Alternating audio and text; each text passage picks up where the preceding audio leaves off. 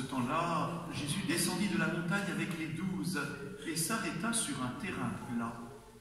Il y avait là un grand nombre de ses disciples et une grande multitude de gens, venus de toute la Judée, de Jérusalem et du littoral de Tyr et de Sidon. Et Jésus, levant les yeux sur ses disciples, déclarant : « Heureux, vous les pauvres, car le royaume de Dieu est à vous. Heureux vous qui avez faim maintenant, car vous serez rassasiés. Heureux vous qui pleurez maintenant, car vous rirez. Heureux êtes-vous quand les hommes vous haïssent et vous excluent, quand ils insultent et rejettent votre nom comme méprisable à cause du Fils de l'homme. Ce jour-là, réjouissez-vous, tressaillez de joie, car alors votre récompense est grande dans le ciel. C'est ainsi en effet que leur Père traitait les prophètes. Mais quel malheur pour vous les riches, car vous avez votre consolation. Quel malheur pour vous qui êtes repus maintenant, car vous aurez faim. Quel malheur pour vous qui riez maintenant, car vous serez dans le deuil et vous pleurerez. Quel malheur pour vous, lorsque tous les hommes disent du bien de vous. C'est ainsi, en effet, que leur Père traitait les faux prophètes. Acclamons la parole de Dieu. Louange à toi, Seigneur Jésus.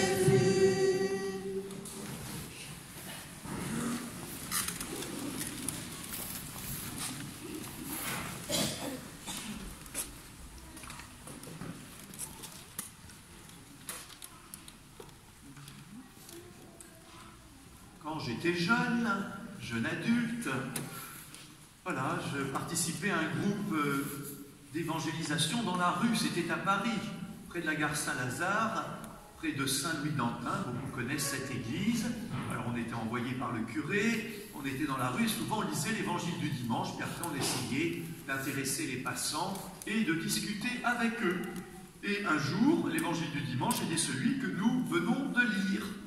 Heureux, dit Jésus, heureux vous les pauvres, car le royaume de Dieu est à vous. Et donc le monsieur qui proclamait l'évangile dit « Heureux vous les pauvres ».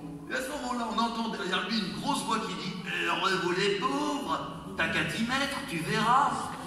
Il y avait un sans-abri qui était derrière, sur les marches de l'église, et écoutait très attentivement. Alors ça nous a un peu coupé l'élan. On a eu une bonne discussion d'ailleurs avec lui après. C'est vrai que c'est pas facile cette parole. Est-ce que Jésus voudrait dire que la misère c'est bien? Est-ce qu'il voudrait encourager la pauvreté? Et est-ce que nous, on peut, je dirais, redire cette parole en vérité? Alors la première chose, c'est que si Jésus peut dire cela, heureux vous les pauvres, c'est parce que lui-même, Jésus, il partage cette pauvreté. Le Fils de Dieu, celui qui est auprès de Dieu de toute éternité, qui est dans la richesse et la gloire de Dieu, il est venu naître parmi nous. Et vous le savez, les enfants, il n'est pas venu naître dans un hôtel de luxe, dans un palais. Il est né dans une petite grotte. Et après, il a vécu dans un village tout modeste, à Nazareth. Jésus est un homme du peuple. Il a appris ce métier de charpentier, qui est un métier très noble. Mais enfin, ce n'est pas avec ça qu'on fait fortune. Et donc quand Jésus parle et s'adresse aux pauvres, il parle et s'adresse à des gens qu'il connaît. Et donc pour une part, il partage aussi la situation. Et puis quand il a commencé sa mission, reçu de Dieu son Père, l'Esprit Saint est sur moi pour m'envoyer porter la bonne nouvelle aux pauvres. Eh bien Jésus a constaté cette chose étonnante. Les gens pauvres, les gens qui dans leur vie ont des souffrances, des misères, des difficultés, l'ont bien accueilli. Par contre, les gens riches, les gens qui ont tout, les gens qui n'ont besoin de rien, l'ont mal accueilli et même finalement le rejetteront et le feront condamner à mort. Malheur à vous les riches, non pas parce que vous avez de l'argent sur votre compte en banque, mais malheur à vous parce que vous vous refermez sur vos richesses. Vous pensez ne plus avoir besoin des autres. Vous pensez ne plus avoir besoin de Dieu. Vous avez en vous-même votre consolation. Frères et sœurs, pourquoi heureux les pauvres?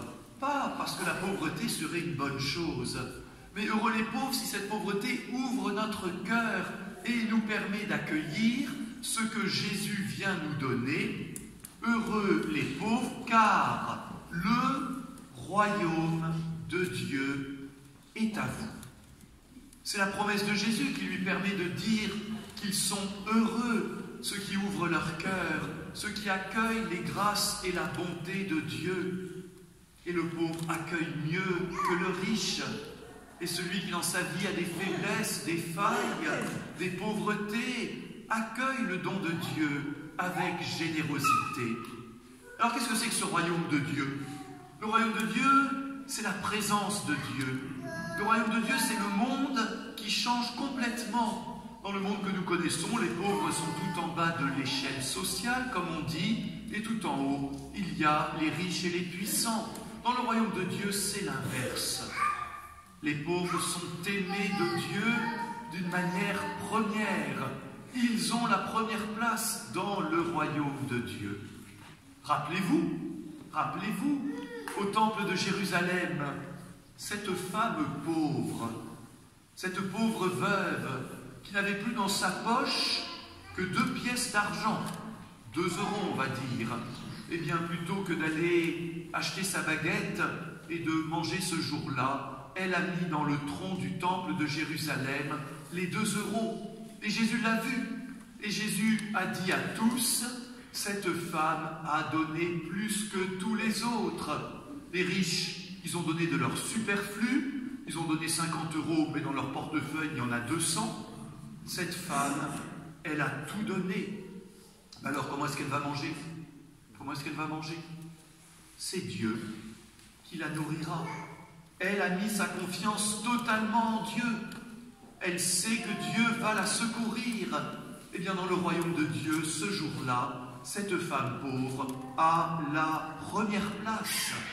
Par contre, rappelez-vous, ce jeune homme riche, venu voir Jésus, et qui lui dit, « Moi, Seigneur, je veux te suivre, je ferai tout ce que tu me diras. » Et Jésus lui dit, « D'accord, d'accord, est-ce que tu es prêt à abandonner tes richesses pour me suivre ?» Non. Et ce jeune homme riche repart tout triste. Alors, est-ce que le Seigneur encourage la pauvreté? Est-ce que le Seigneur voudrait laisser dans la misère ceux qui ont une vie difficile? Certainement pas. Parce qu'au contraire, le Seigneur vient relever, vient sauver ceux qui souffrent et qui peinent. Nos pauvretés, frères et sœurs, dans notre communauté, sont nombreuses. C'est vrai qu'il y a le manque d'argent, il peut y avoir le chômage, il peut y avoir les fins de mois difficiles, il peut y avoir l'endettement, il peut y avoir un petit logement médiocre et on ne sait pas si on va réussir à le garder. Il y a aussi nos situations difficiles, il y a des gens qui sont sans abri, il y a des gens qui n'ont pas de papier parce qu'ils viennent de l'étranger, il y a des gens qui ont des pauvretés dans leur famille, dans leurs relations avec les autres, il y a des gens qui souffrent de la maladie, il y a des gens qui souffrent du grand âge, il y a des gens qui ont des maladies psychiques, il y a des gens qui sont isolés. Est-ce que dans notre communauté chrétienne, le royaume de Dieu commence? Est-ce que les pauvres y ont leur place, quelle que soit leur pauvreté? Le pape François, en relayant la parole de Jésus, a dit « Je désire une église pauvre pour les pauvres. Je désire une église pauvre pour les pauvres, parce que les pauvres ont beaucoup à nous enseigner.